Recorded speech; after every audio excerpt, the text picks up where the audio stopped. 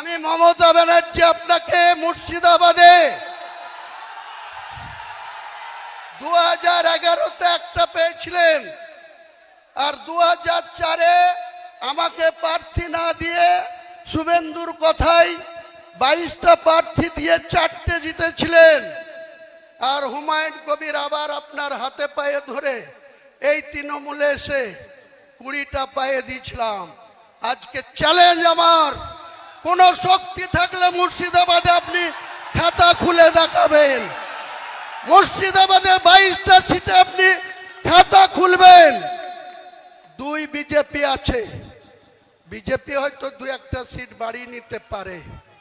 তাদের যা কৌশল, তাদের যা অর্থবল, তাদের যা কৌশল অবলম্বন করে চলছে।